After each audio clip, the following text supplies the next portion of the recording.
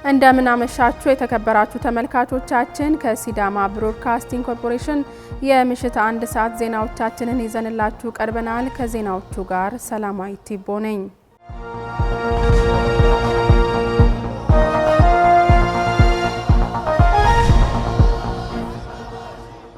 ምክክሩ የኢትዮጵያን የወደፊት ህልውና ለማስቀጠል ትልቅ ተስፋ የተጣለበት መሆኑን የምክክሩ ተሳታፊ የሆኑ ዲያስፖራ አባላት ተናገሩ። ምክክሩ በተያያዘለት መርሃ ግብር መሰረት እየተከናወነ ይገኛል። ባልደረባችን ሰይፉ ዳዊት ከአዲስ አበባ ተጨማሪ አድርሶናል። ከተለያዩ የሀገሪቱ ክፍልና ከሀገር ውጭ ተሰብስበው 4000 ኢትዮጵያውያን ስለ ኢትዮጵያ በአንድነት እየመከሩ ይገኛሉ። ምክክሩ በኮሚሽኑ በተያዘለት መርሃ ግብር መሰረት የማንም ጣልቃ ገብነት በሌለበት በነጻነት እየተካሄደ ይገኛል። ውይይቱ ላይ አግኝተን ያነጋገርናቸው የዲያስፖራ አባላት በዚህ ታሪካዊ መድረክ ላይ በመሳተፋቸው ትልቅ ደስታ እንደተሰማቸው አንስተው ምክክሩ የኢትዮጵያን የወደፊት ህልውና ለማስቀጠል ትልቅ ተስፋ የተጣለበት መሆኑን አንስተዋል። ምክክር አይውሽ ከረጅም ጊዜ በፊት አድርገ ነው ቢሆን ኖሮ ብዬ አምናለሁኝ። ምንም አይነት አይዲዮሎጂ ይኑርህ፣ የምንም አይነት የፖለቲካ ፓርቲ አባል ሁን፣ ያልሞከርነው ነገር እስካሁን ድረስ ይሄ አሁን እያደረግን ያለነው ነው ብዬ አምናለሁኝ። ኢቭን ጠበንጃ እንኳን ያስክ ሰው ብትሆንና በጠበንጃ ሰላምን ለማምጣት የሚሞክር ሰው ቢኖር ከዛም ሰው ጋርም ቢሆን ቁጭ ብሎ መነጋገር አስፈላጊ ነው ብዬ አምናለሁ። ምክንያቱም ወይ ጠበንጃህን አስጥልሃለሁ ወይ ጠበንጃ ታስይዘኛለህ። እሱን ለማድረግ ግን ቁጭ ብሎ መነጋገር አስፈላጊ ነው ብዬ አምናለሁኝና በጣም አስፈላጊ ነው። ከብዙ ጊዜ በፊት ማድረግ የነበረብን ነገር ነው። አሁንም አልዘገየንም ብዬ አምናለሁ። ካናዳ ቶሮንቶ ላይ ባደረገው እንትን ላይ ተሳትፌ እዛ ካሉት ሰዎች ጋር ተወክዬ ነው የመጣሁት እና ስመጣ ደግሞ ያው አላማው ከፍ ያለ ነው፣ ትልቅ ነውና ወደፊት ኢትዮጵያን ለልጆቻችን እንዴት እንደምናስረክባት አቅጣጫ ይዛል ብዬ ስለምገምት ነው።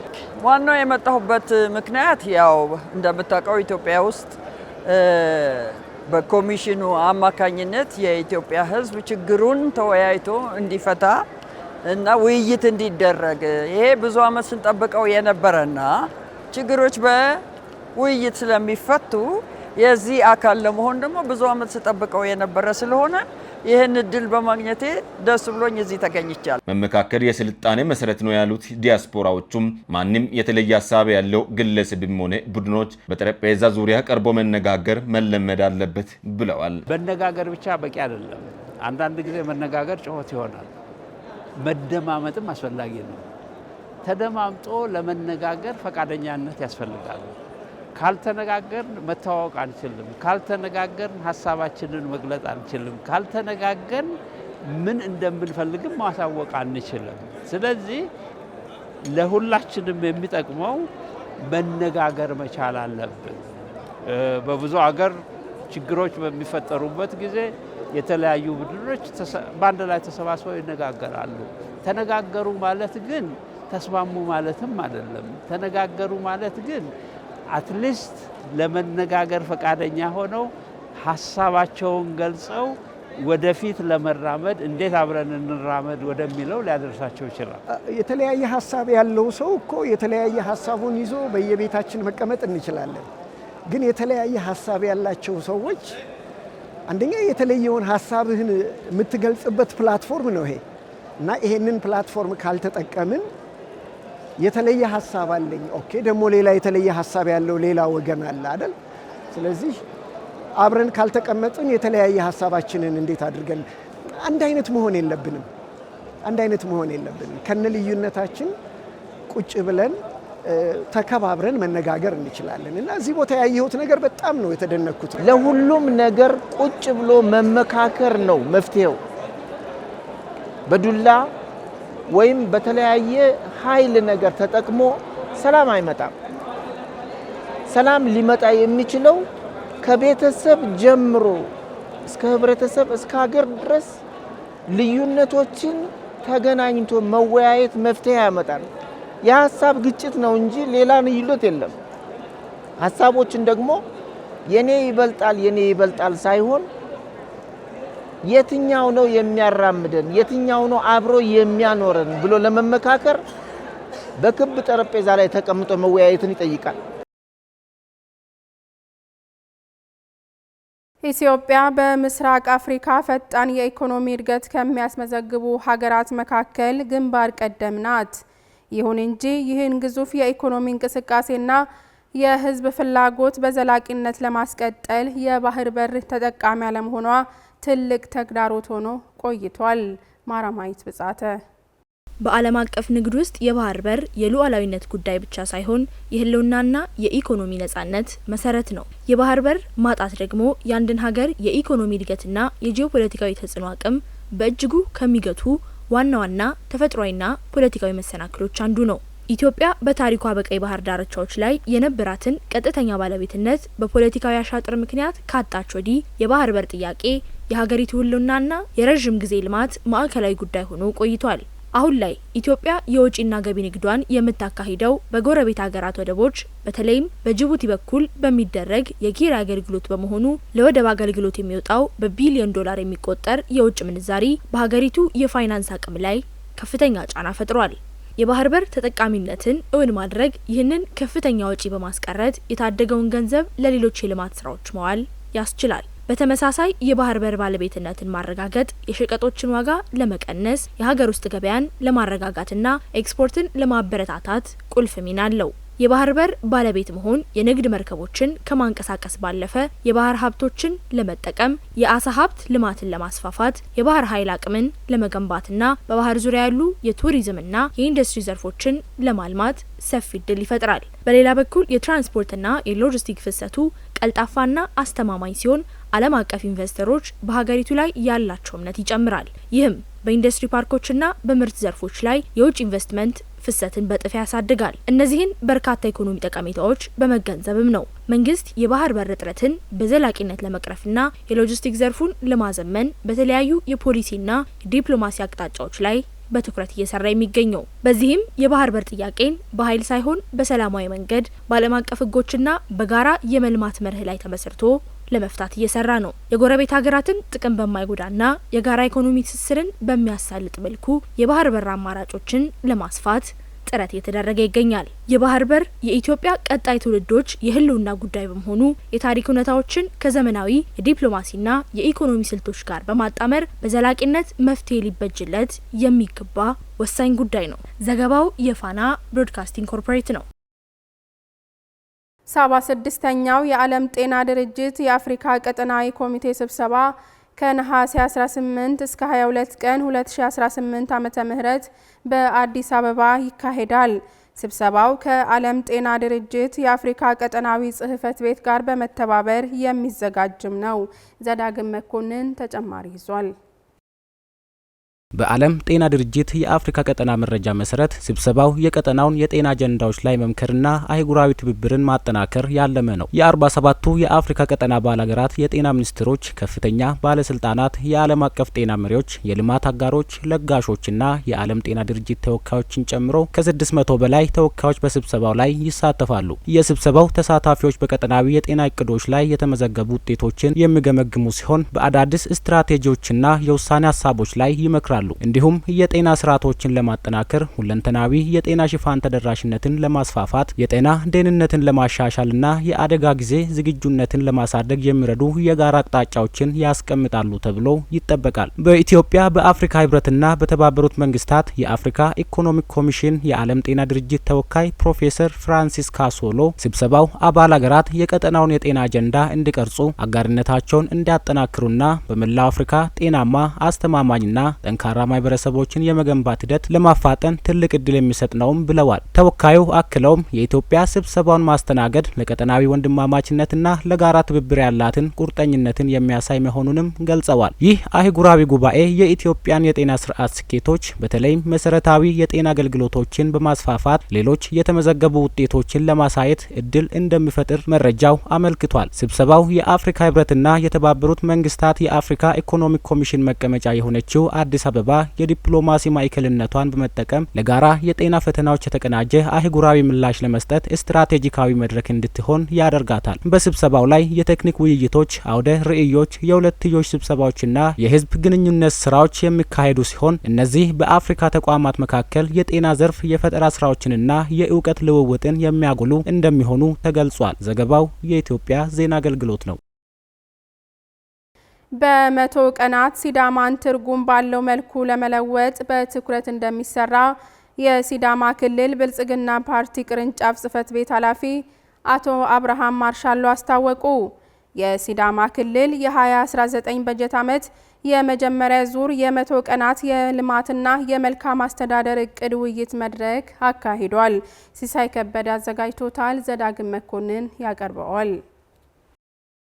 የሲዳማ ክልል የ2019 በጀት ዓመት የመጀመሪያ ዙር የመቶ ቀናት ልዩ ልዩ የልማትና የመልካም አስተዳደር ስራዎች እቅድ ግምገማና የውይይት መድረክ አካሂዷል። እቅዱ በድህረ ምርጫ በፍጥነት ፊትን ወደ ልማት ስራዎች በመመለስ ፈጣን ውጤቶችን ለማስመዝገብና ለህብረተሰቡ ጥያቄዎች ምላሽ ለመስጠት ያለመ መሆኑን የሲዳማ ክልል ብልጽግና ፓርቲ ጽሕፈት ቤት ኃላፊ አቶ አብርሃም ማርሻሎ ገልጿል። የሲዳማ ክልል የ2019 በጀት ዓመት የመጀመሪያ ዙር የመቶ ቀናት እቅድ ዋነኛ ዓላማ በክልሉ በድህረ ምርጫ በፍጥነት ፊትን ወደ ተግባር በመመለስ ፈጣንና አዳዲስ ውጤቶችን ማስመዝገብ መሆኑን ገልጿል።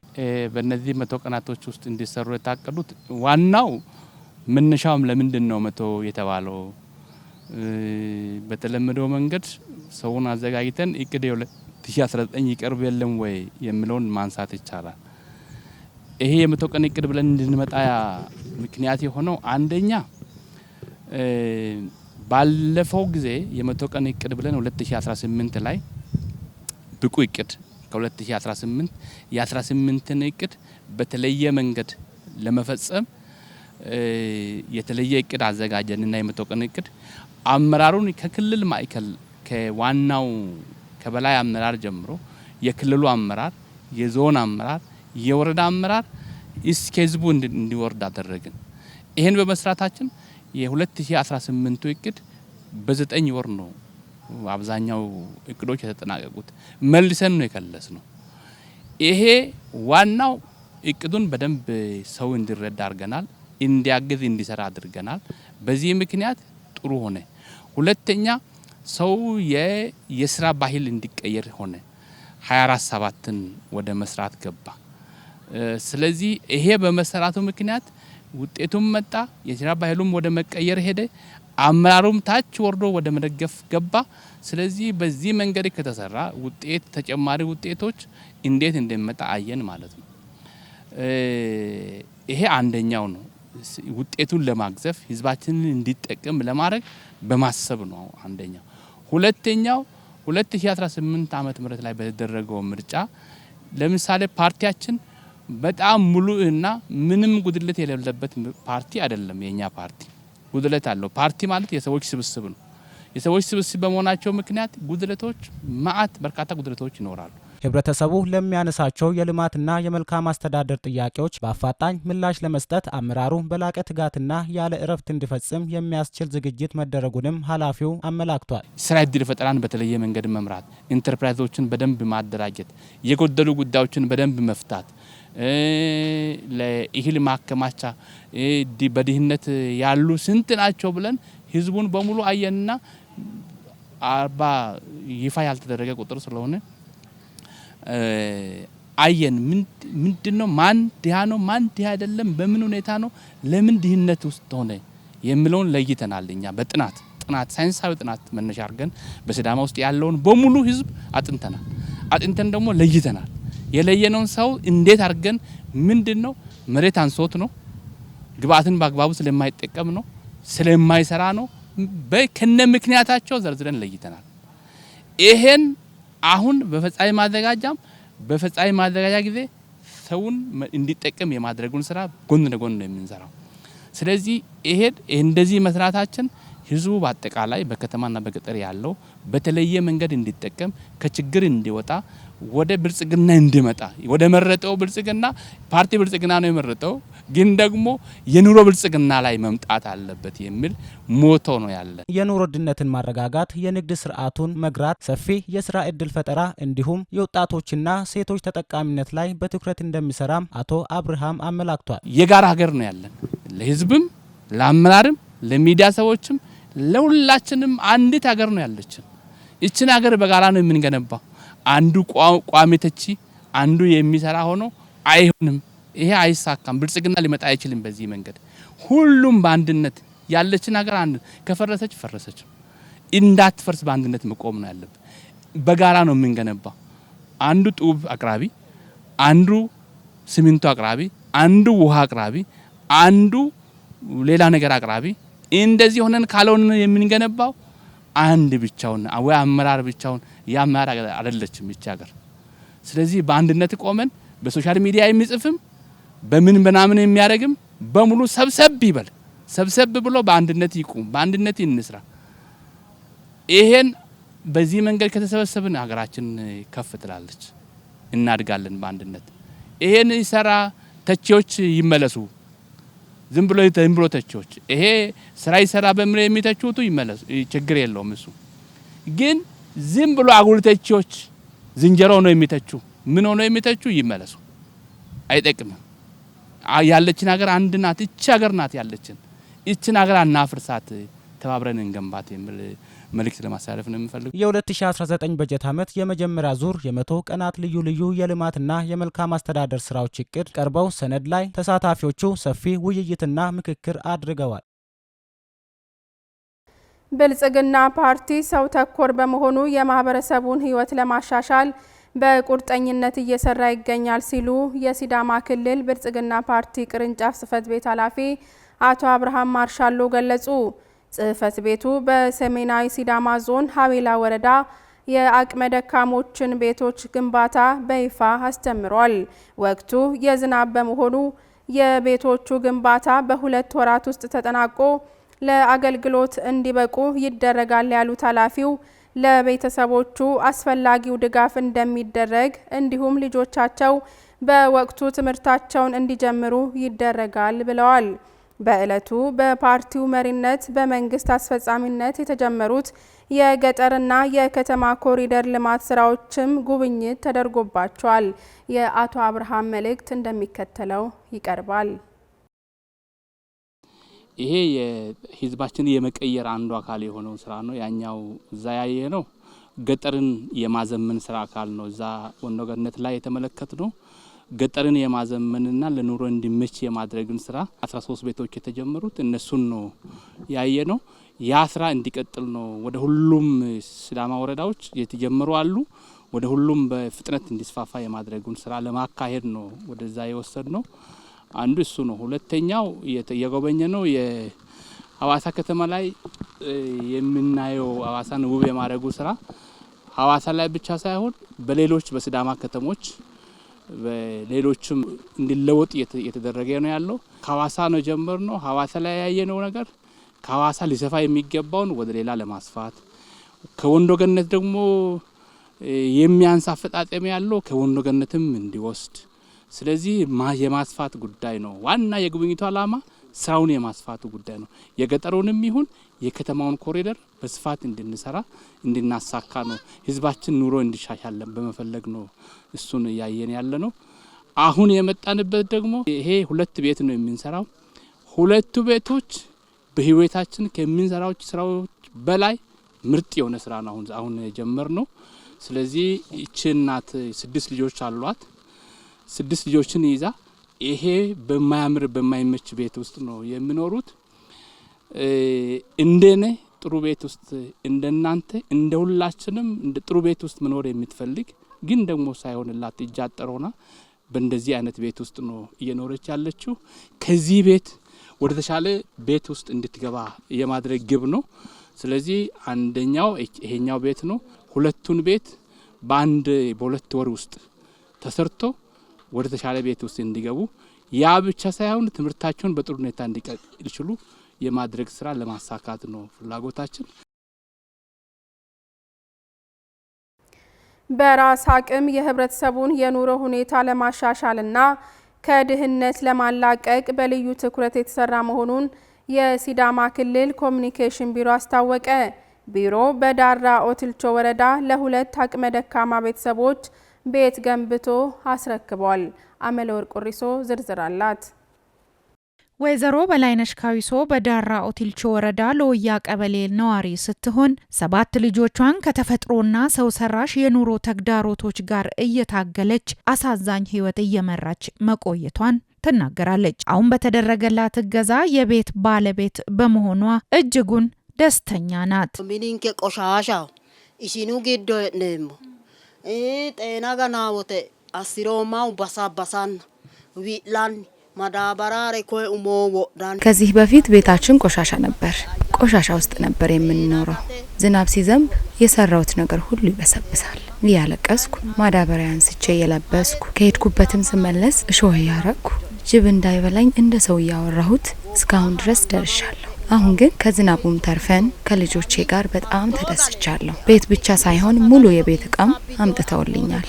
እግዚአብሔር ይባርካቸው። ሳር ቤት ነበረች፣ እችን የሚታክል ነበረች። እችን የሚታክል ቀጤማ ቆርጬ አመጣለሁ። ፀሐይ ይቆራርጠውና ዝናብ ሲመታው ተበጣጥሶ ነው ውጩና ውስጡ አይታወቅም። ይህን ኑሮዬን በቃ ይበቃኛል ብዬ ነበርኩ ያለሁት። ይሆና መንግስት መጥቶ እኛን ከሰው ጋር እኩል ለማድረግ ይሆን እንዲህ ያለ በህይወታችን እያለን እንዲህ ያለ ዓለም አይተናል። የዳራ ኦቲልቾ ወረዳ አስተዳዳሪ አቶ ሙሉነ ኪአሞ በወረዳ ደረጃ የሚሰሩ በርካታ ስራዎች ቢኖሩም የበጎ ፍቃድ ስራ በልዩ ትኩረት የሚከወን መሆኑን አንስተው በራስ አቅም የሚሰሩ ስራዎች ተጠናክረው እንደሚቀጥሉና ለተደረገላቸውም እገዛ ምስጋናቸውን አቅርበዋል። አሁን ለርክክብ የበቃው የክልሉ ኮሚኒኬሽን ቢሮ ለሁለት ድሃ ቤተሰቦች በጣም ደረጃውን የጠበቀ መኖሪያ ቤት ሰርቶ ሰጥቷል። መኖሪያ ቤት ብቻ ሳይሆን ለመኖሪያ ቤት የሚያስፈልጉ የቤት ቁሳቁሶችንም ጭኖ በማምጣት እንደዚሁም ደግሞ የሚያስፈልጋቸውን እህል፣ ዘይት አምጥቶ አስረክቧል። እንደኛ ወረዳ እገዛችን ያው በጣም ወደፊትም የሚቀጥል ነው የሚሆነው። እነዚህ ሰዎች ቀጣይነት ያለው የራሳቸው ሀብት እንዲፈጥሩ የበኩላችንን ድጋፍ እያደረግን የምንቀጥል ነው የሚሆነውና ለተደረገልን እገዛ ለወረዳችን ለነዚህ ቤተሰቦች ስለተደረገው እገዛ በወረዳችን ህዝብና በራሴ ስም በጣም ነው ማመሰግነው። እነዚህ ሁለት ቤቶች የተገነቡት በክልሉ ኮሚኒኬሽን ቢሮ ሰራተኞችና ማኔጅመንት ቅንጅት መሆኑን ያነሱት አቶ ኪንኪኖ የቢሮ ሰራተኛ ሲሆኑ የነዚህን ቤተሰቦች የቀደመና የአሁን የኑሮ ሁኔታ በማነጻጸር መደሰታቸውን ተናግረዋል። ሲመጣ ያየሁትና አሁን የተሰራው ቤት ሳይ ጥሩ ደስታ ነው የተሰማኝ። ደስ ነው ያለኝ። ስንመጣ ዝናብ ውስጥ ነበሩ፣ ሌላ ጫናዎች፣ ብርድ ነበረ። ያ ሁሉ ሲነግሩን አዝነን ነበረ። ይህን ነው ዛሬ ግን ስናገሩ ጥሩ ደስታ ነው የተሰማን።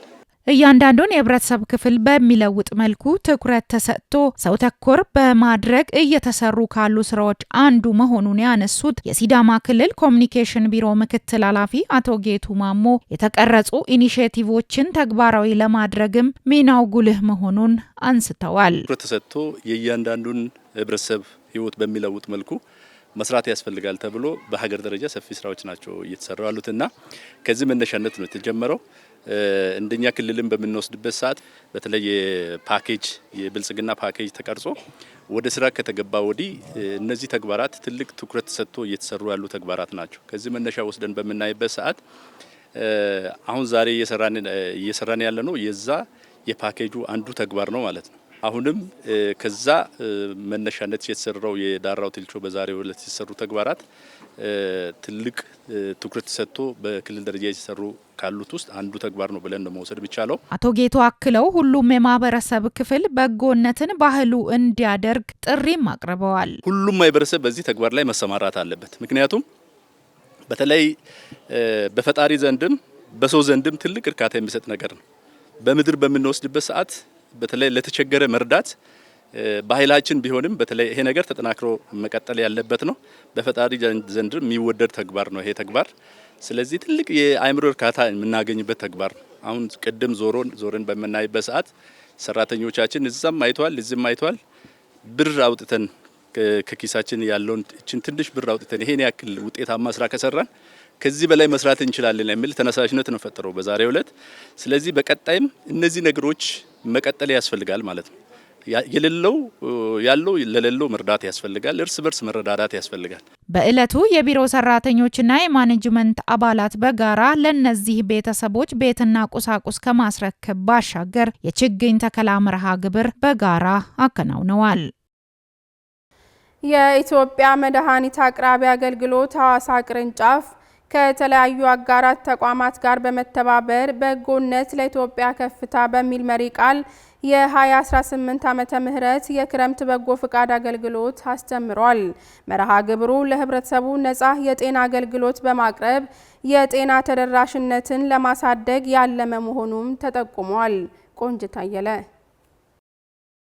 የኢትዮጵያ መድኃኒት አቅራቢ አገልግሎት ሐዋሳ ቅርንጫፍ ከሲዳማ ብሔራዊ ክልላዊ መንግስት ጤና ቢሮ ከሐዋሳ ከተማ አስተዳደር ጤና መምሪያና ከሐዋሳ ዩኒቨርሲቲ ሕክምናና ጤና ሳይንስ ኮሌጅ ጋር በመተባበር በጎነት ለኢትዮጵያ ከፍታ በሚል መሪ ቃል የ2018 ዓ.ም የክረምት በጎ ፍቃድ አገልግሎትን በይፋ አስጀምሯል። በመርሃ ግብሩ ላይ የኢትዮጵያ መድኃኒት አቅራቢ አገልግሎት የደቡብ ክላስተር አስተባባሪና የሐዋሳ ቅርንጫፍ ስራ አስኪያጅ አቶ ዘመን ለገሰ የኩላሊት ህመም በርካታ ወገኖችን ለህልፈት እየዳረገ ቢሆንም የዲያሊሲስ አገልግሎት በሀገር ደረጃ አሁንም በበቂ ሁኔታ ተደራሽ አለመሆኑን ገልጸዋል። ከሜሪጆ ኢትዮጵያ ጋር በመተባበር የኩላሊት ህመምተኞችን ለመደገፍ እንዲሁም የኩላሊት ህክምና ለማስፋፋት እየተሰራ መሆኑን ጠቁመዋል። በጣም አሳሳቢ የሆነ የመጣው የኩላሊት ህመም ጉዳይ ነው። ስለዚህ ለዚህ ኩላሊት ህመም የመፍትሄ አካል መሆን አለብን ብለን የኢትዮጵያ መድኃኒት አቅራቢ አገልግሎት እንደ ሐዋሳ ቅርንጫፍ በጣም ጎልቶ መውጣት የሚገባው ጉዳይ ነው ብለን ከዓመታት በፊት ከሜሪጆ ጋር የጀመርናቸው ስራዎች አሉ። እነዚህ ስራዎች በጣም ከሐዋሳ አልፎ ወደ ተለያዩ ቦታዎች እየሄዱ እየሰፉ በርካታ በዚህ በኩላሊት እጥበት ህክምና የተቸገሩ ዜጎችን ከመርዳት አንጻር በጣም ብዙ ውጤታማ ስራዎችን እየሰራን ቆይተናል። የሲዳማ ክልል ጤና ቢሮ ኃላፊ ዶክተር ሰላማዊት መንገሻ በበኩላቸው በጤናው ዘርፍ የሚሰሩ ተቋማት ለበጎ ፍቃድ አገልግሎት የተለየ ጊዜ የሚጠብቁ ሳይሆን በየዕለቱ የሚያከናውኑት ተግባር መሆኑን ገልጸዋል። በዚህ ዓመት በተዘጋጀው መርሃ ግብር ከ14 በላይ ትኩረት የሚሹ ተግባራት ተካተው ነጻ የምርመራና የህክምና አገልግሎትን ለማህበረሰቡ በስፋት ለማድረስ ያለመ ተግባር እየተከናወነ መሆኑንም አንስተዋል። የበጎ አገልግሎት የየቀኑ የየዕለት ስራው ነው። ጤና ባለሙያዎቻችን ደከመን ሰለችን ሳይሉ 24 ሰዓት የሚሰሩት ስራ በጎ አገልግሎት ነው። እንደ ክልል በሀገር የተቀመጠውን ወደ 14 ትኩረት የሚያደርጉ ተግባራትን አቅደን ነው የገባ ነው። ይሄ ተግባር ቅንጅት የሚፈልግ በጋራ አቅዶ መስራት የሚፈልግ አንዱ ጋር ያለውን አቅም እንዲሁም ደግሞ ሰብሰብ አድርጎ ለአንድ ዓላማና ለአንድ ተግባር ማዋል የሚያስችል እድል ስለሆነ ይሄ የክረምት በጎ ስራ ተሳክቶ ከቅዳችን በላይ ፈጽመን መልሰን ደግሞ የምንገናኝበት ቀን ሩቅ አይደለም። የሐዋሳ ዩኒቨርሲቲ ሕክምናና ጤና ሳይንስ ኮሌጅ ቺፍ ኤክስኪዩቲቭ ዳይሬክተር ዶክተር ፍጹም ወልደ ገብርኤል በበኩላቸው እየጨመረ የመጣውን የኩላሊት ህመም ለመቀነስ በ2019 ዓ.ም በሐዋሳ ሪፈራል ሆስፒታል የኩላሊት እጥበት ህክምና እንደሚጀመር ገልጸዋል። የሐዋሳ ዩኒቨርሲቲ ኮምፕሬሄንሲቭ ስፔሻላይዝድ ሆስፒታል በ2019 የኩላሊት እጥበት አገልግሎት ይጀምራል። ይህንን ደግሞ ይዘን በሰፊው 2019 ላይ በተለይ አኪዩት የሆነ በፍጥነት መመለስ የሚችሉ የኩላሊት እክል የገጠማቸውን እናቶችን በወሊድ ምክንያት በጣም ጤናማ ነኝ ብሎ የሄደ የኩላሊት ችግር ገጥሞት የተሰናከለ ወጣት በተለይ ኢመርጀንሲና አይሲዩ ውስጥ ለሚታከሙ ታካሚዎች ቅድሚያ በመስጠት አገልግሎትን ለመጀመር በይፋ ይኸው ኃላፊነት ወስደናል።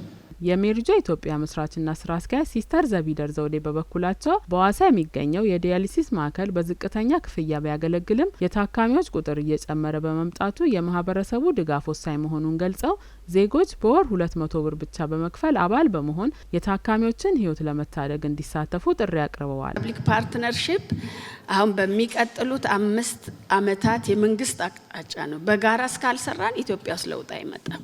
በጎነት በፈጣሪም ፊት በሳይንሱ በጣም በደስታ እንድንኖር የሚያደርገን ነው። ዛሬኛ 200 ብር ስንል ብዙ ይመስላል አይደል?